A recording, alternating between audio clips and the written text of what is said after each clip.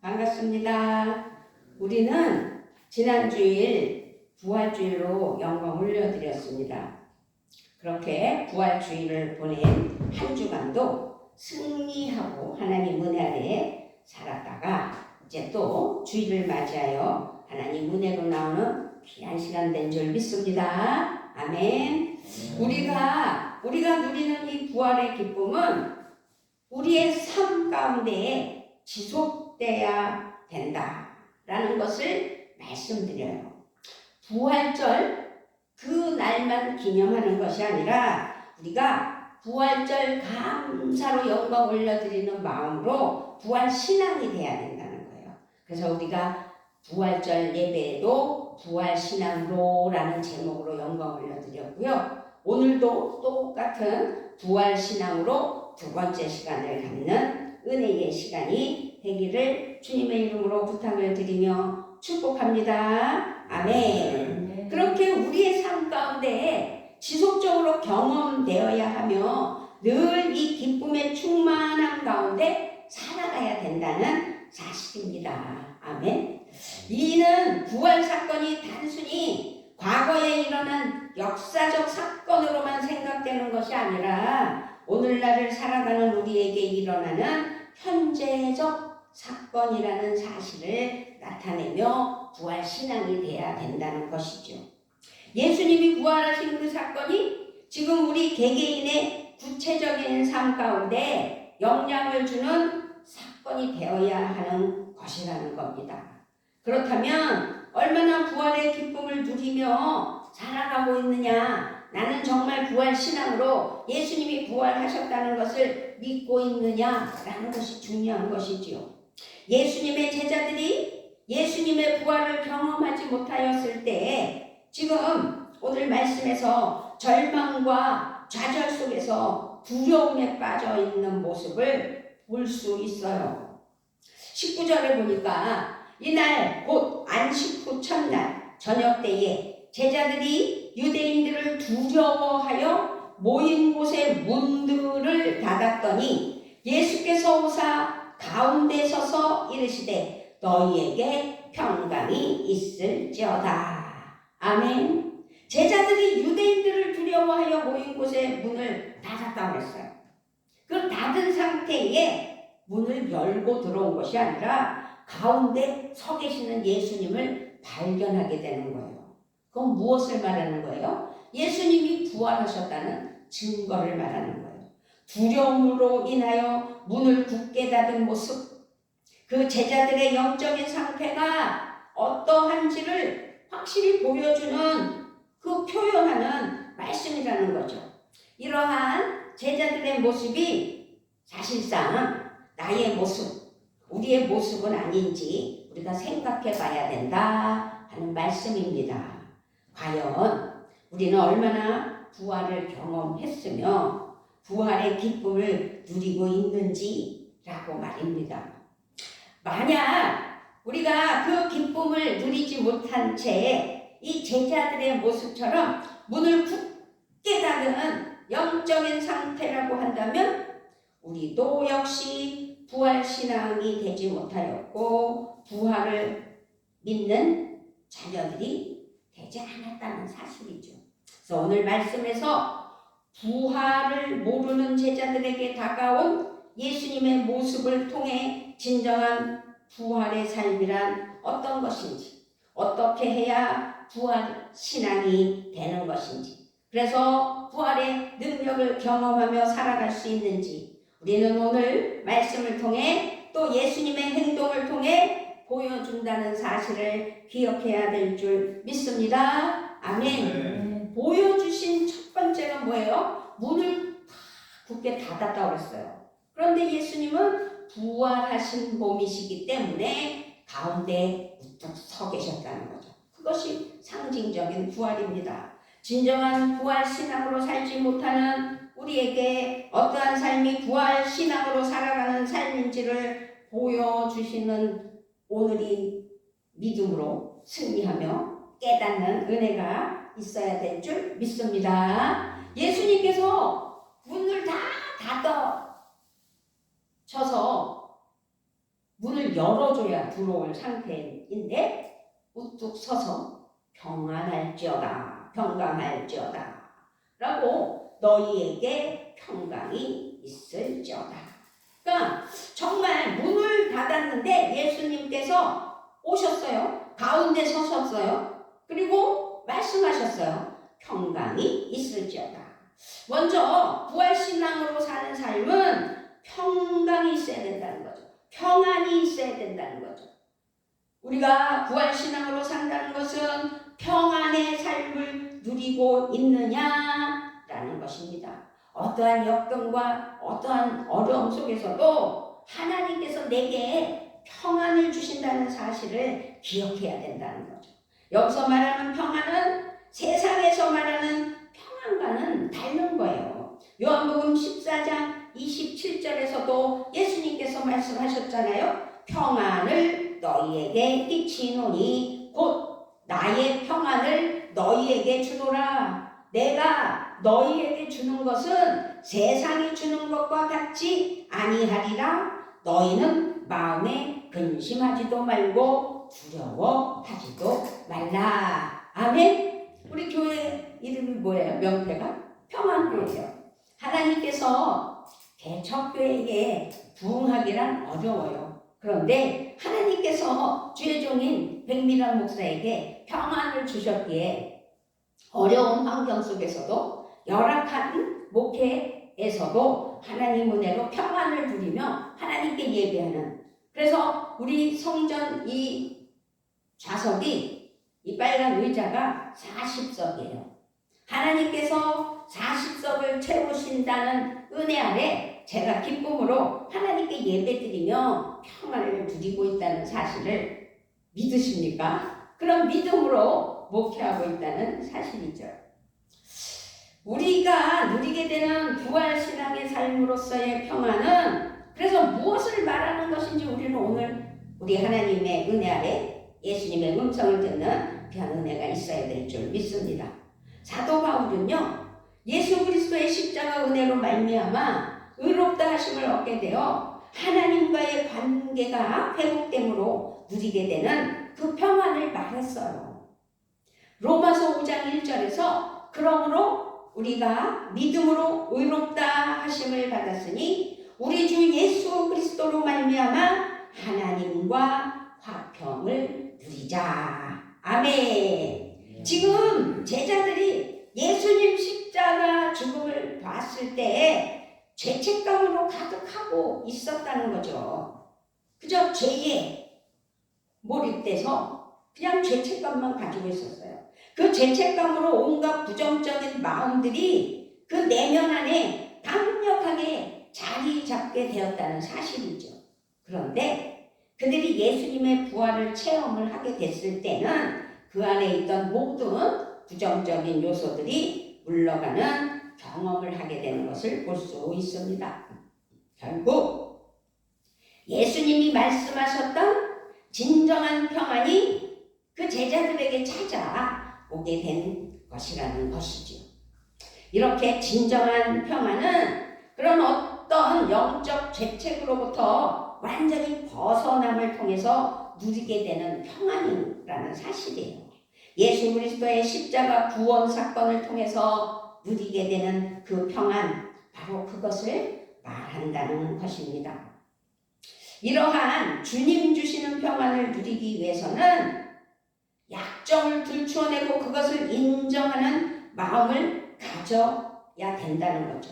그것을 들추어내어 밝혀내고 괴롭히고 하는 것이 아니라 그것을 인정하면서 하나님께 영광을 드리는 마음이 있어야 된다는 거예요. 예수님이 자신의 손과 옆구리를 보여주셨잖아요. 그것은 어떻게 보면 예수님이 십자가에 못 박혀 돌아가신 흔적이지만 어떻게 해요? 약점이에요. 아주 최고의 악랄한 죄인들만이 그 십자가 형틀에서 사형당하는 그 아주 흉악한 흔적이잖아요.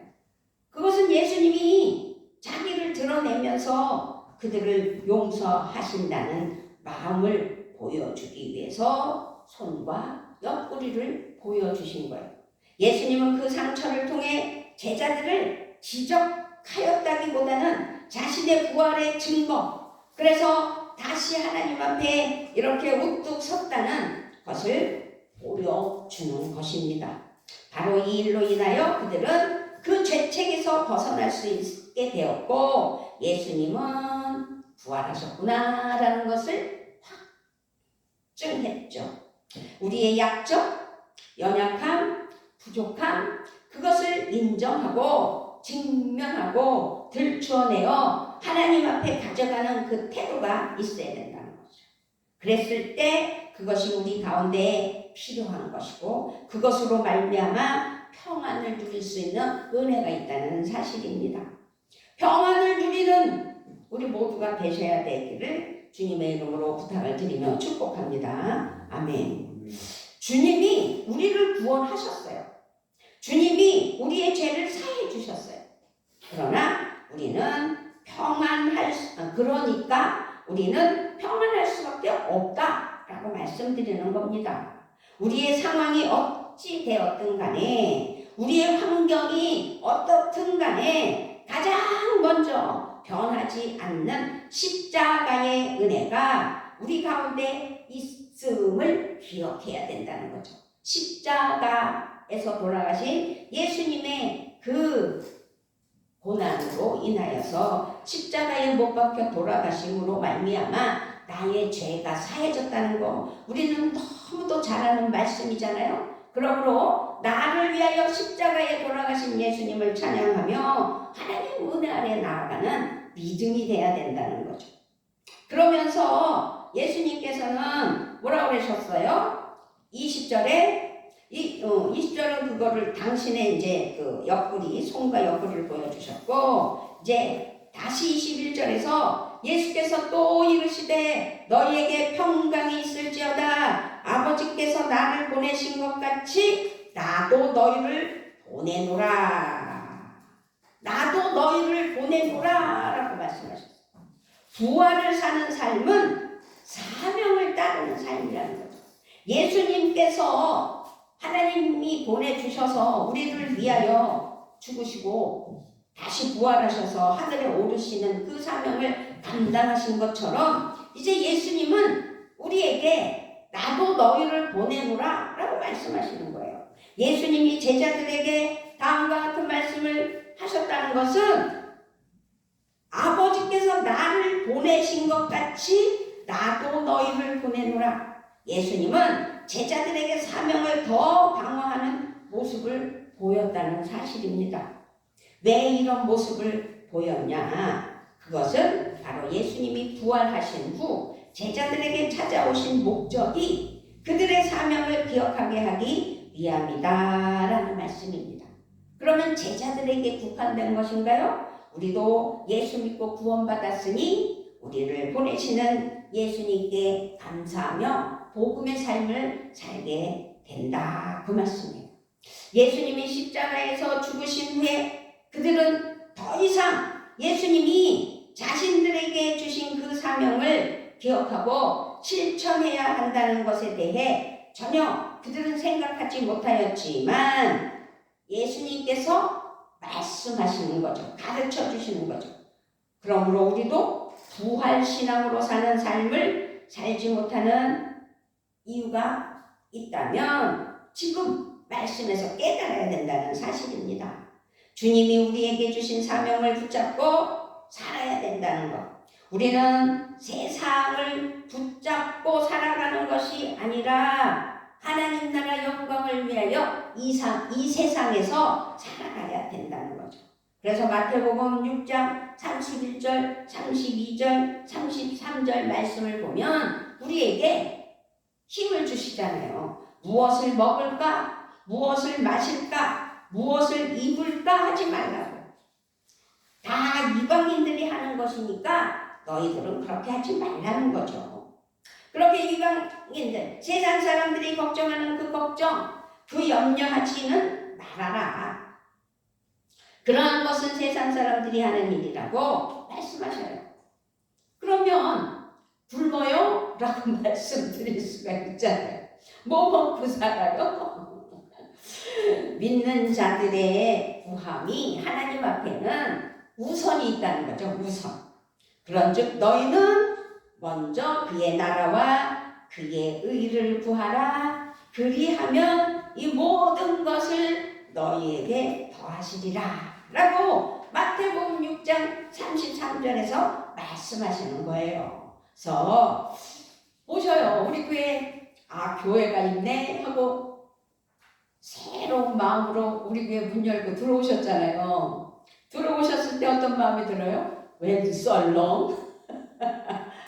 오시는 분들이 교회가 텅 비었으니 이게 웬 썰렁이야? 이런 마음이 솔직히 들죠. 그런데 하나님께서는 그것을 보라고 오늘 모이게 하신 것이 아니라는 것. 하나님께 영광을 드리기 위하여, 예배하기 위하여, 하나님 은혜 아래 주의를 성수하기 위하여 오셨다면 이것이 믿는 하나님의 사랑하는 자녀들로서 아버지께 영광을 드리며 먼저 그 나라와 그 의를 구하기 위하여 하나님께 예배하여 하나님께서 모든 것을 더하여 주시는 은혜의 복을 누리게 하여 주시려고 예배하게 하셨다면 오늘 승리하신 것입니다. 아멘. 바로 그것이 우리의 사명이에요. 그리고 삶이에요. 이 사명의 삶은 세상에서 나에게 주어진 일들을 대해 등지라는 말씀이 절대 아니라는 사실이죠. 사명이란 우리가 어느 곳에 있든지 그곳에서 주님을 드러내고 증거하는 삶이 되어야 된다 이 말씀이에요. 그러니 세상에서 주어진 나의 일에 내가 더 열심히 더 성실하게 더 바르게 하나님께 영광을 올려드리는 그래서 하나님께 나아가는 믿음으로 살아간다면 먼저 그 나라와 그 의를 구하는 믿음이 된다는 사실입니다. 그래서 나의 모습을 통해 하나님이 드러나시기에 나의 모습을 통해 예수님이 드러나시기에 우리는 세상에서 더 열심히 믿는 자들의 본을 보여야 되는 것이죠. 그러나 안타깝게도 세상에 나아가서 그리스도인들이 보이는 어처구니 없는 나쁜 이야기들이 많이 흘러나오고 있지만 그러나 다가 그런 게 아니라 하나님 앞에 주신 사명을 영광을 올려드리며 은혜로 나아가는 그냥 믿음으로 살아가는 하나님의 사명자들이 많다는 것을 믿어야 될 줄 믿습니다. 아멘. 우리가 사명을 붙잡을 때 우리의 삶은 주님 부활의 그 영광 속에서 살아가는 삶이 된다는 것. 그래서 부활신앙으로 승리하는 믿음이 되고 나를 보내주셨다고 믿고 하나님께 예배하는 은혜가 있어야 될 줄 믿습니다. 아멘. 그러면서 어떻게 해요? 22절을 우리 크게 읽어볼까요? 22절 시작. 이 말씀을 하시고 그들을 향하사 숨을 내쉬며 이르시되 성령을 받으라. 성령을 받으라. 마지막으로 부활신앙이 되기 위해서는 부활신앙으로 사는 삶은 성령의 임재 속에 살아가야 되는 삶이라는 거죠.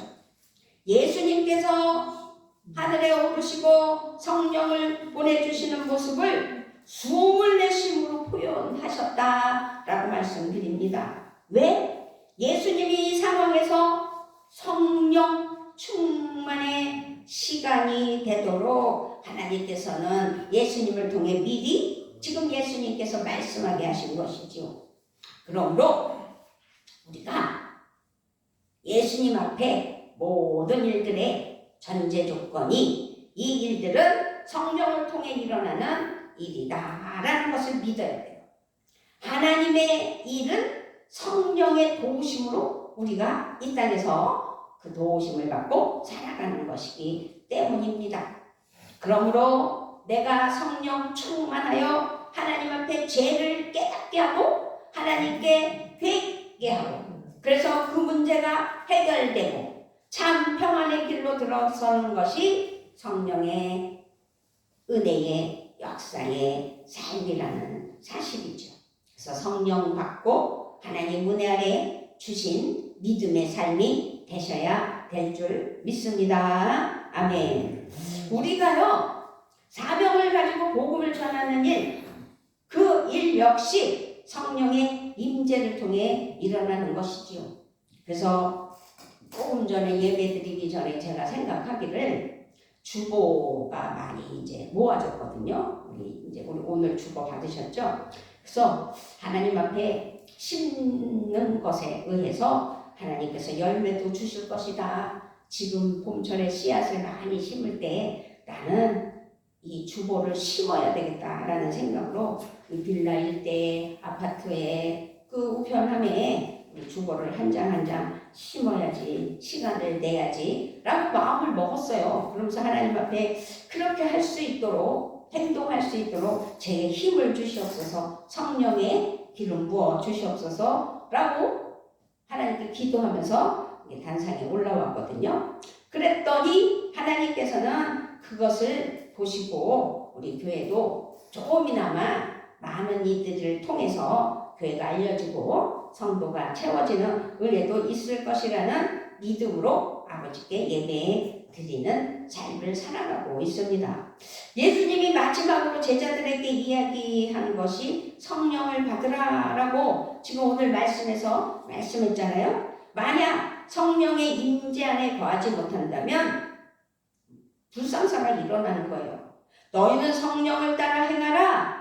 그리하면 육체의 욕심을 이루지 아니하리라 라고 갈라디아서 5장 16절에서 이미 설명하고 말씀하고 있기 때문에 예수님께서는 성령을 받으라는 거죠. 성령을 받지 않고 성령 충만으로 살지 않으면 육체의 욕심을 따라서 살아감으로 육체의 삶을 살게 된다는 거예요. 성령의 임재 안에 거하지 않는다면 결국 육체의 욕심을 따라 살아가는 삶이 될 수밖에 없다라는 결론으로 갈라디아서 5장 16절에서 예수님께서 말씀으로 우리에게 가르쳐 주셨다면 이는 앞에서 보였던 제자들이 죄책감에 시달려서 굳게 문을 닫고 두려움에 빠져있던 모습과 같은 모습의 육체의 욕심을 따라 사는 그런 어리석은 모습이 된다는 사실입니다. 성령의 임재. 그래서 이 시간도 지금 많은 무리가 모여 하나님 앞에 성령 충만으로 뜨겁게 보이는 예배가 아닐지라도 지금 우리 성령님을 운행하여 주시고 우리의 심령에 함께하여 주심을 믿고 하나님 안에서 늘 성령 임재 안에 늘 거하는 하나님의 자녀된 그리스도인이 되는, 그래서 그리스도인으로서 하나님 은혜 아래 축복된 은혜의 예배가 되는 줄 믿습니다. 아멘. 그 임재 안, 그 안에 거하는 것이 우리에게 너무도 큰 은혜라는 사실이죠. 그것이 각자 개인에게 느껴지는 그 느낌, 그 그것으로 하나님 앞에 감사하며 내게 성령의 기름 부으심을 믿는 은혜가 있어야 될 줄 믿습니다. 예수님은 그것을 아셨어요. 벌써 아셨기 때문에 하늘로 승천하시면서 이 성령님을, 보혜사 성령님을 우리에게 선물로 주셨음을 믿어야 될 줄 믿습니다. 아멘. 성령님을 통해 진정한 복의 길로 갈 수 있게 하셨다라는 것이죠. 그래서 성령 충만으로 하나님 앞에 부활신앙으로 살아가는 삶이 되어야 되겠는데, 그 유명한 유진 피터슨 목사님의 부활을 살라라는 책이 있어요. 그 책에 보면 이런 이야기가 있어요. 무엇보다 우리가 그리스도인의 삶을 살면서 성숙해질 수 있는 토대는 바로 예수님의 부활이다. 아멘. 우리가 예수님의 부활을 믿지 않는다면 그리스도인의 삶으로서는 성숙할 수가 없다라는 결론이죠. 그렇습니다. 이 어둡고 복잡한, 정말 세상의 이 혼란스러운, 이 험악한 이 땅, 이 세상 가운데에서 우리가 그리스도인으로 바로 설 수 있고 성장할 수 있고 성숙해질 수 있는 토대는 바로 예수 그리스도의 부활을 통해서 가능하다는 거죠. 그래서 우리는 형식적으로 해마다 부활절 감사로 하나님께 영광 올려드리기 위해 제2수요일을 하나님께 영광 올려드리고 사순절을 보내며 또 종료주일을 보내며 고난주간을 보내고 할렐루야 주님 예수님 부활하셨다고 신나서 예배드리고 나면 부활을 잊어버리는 그런 남은 달수가 되면은 안 된다는 것을 하나님 은혜 아래 깨닫는 우리가 되어서 우리는 예수님의 부활을 늘 기억하며 부활신앙으로 하나님께 영광을 올려드리는 삶이 되어야 될 줄 믿습니다. 아멘. 예수님의 부활의 능력의 신앙으로 예수 그리스도를 의지해야 된다는 거죠. 의지한다는 건 우리가 살아가면서 의식할 줄 아는 믿음이 돼야 돼요.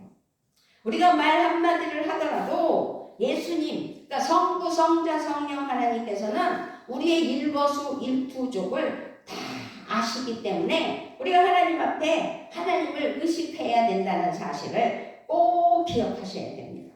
평안을 누리는 삶을 통해, 사명의 삶을 통해, 그리고 무엇보다 성령의 임재 안에 거하는 삶을 통해 우리가 부활신앙으로 사는 삶이 될 때 그것은 하나님을 의식하는 삶이어서 깨닫게 되는, 잊어버리지 않는, 그래서 하나님이 나를 아시고 나의 생각, 나의 말, 나의 행동 모든 것을 아시는 하나님을 의식하며 신실한 성령 충만으로 하나님 은혜 안에 살아가는 믿음이 돼야 된다 이 말씀입니다. 예수 그리스도의 이 부활 사건을 정말로 기억해야 되며 그저 저 기억 속에 추억하는 삶이 아닌 오늘을 살아가는 우리에게 살아 숨쉬는 생생한 사건이 될 수 있도록 그렇게 부활을 믿으며 부활신앙으로 살아가는 우리가 돼야 된다는 거죠. 그래서 오늘이 부활절 아니더라도 또 부활절 설교를 하네 라고 생각할 수도 있지만 우리는 연년 내내 부활절과 같은 부활의 신앙으로 하나님 은혜 아래 나아가는 그냥 믿음이 돼야 되겠다라는 다짐을 한 번 더 하자는 의도에서 부활신앙으로 라는 제목으로 두 번째 시간을 가졌습니다. 하나님 앞에 나는 어떤 신앙이어야 되는지 스스로 정말로 하나님 앞에 자기를 점검해야 돼요.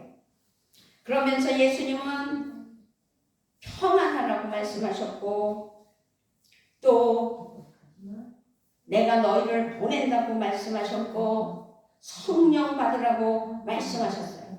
그러므로 부활신앙으로 하나님 은혜 아래 살아가는 귀한 믿음이 되셔서 아버지 하나님 앞에 놀라운 은혜로 놀라운 사랑으로 하나님 은혜 아래 나아가는 귀한 믿음 되시기를 우리 주 예수 그리스도의 이름으로 부탁을 드립니다.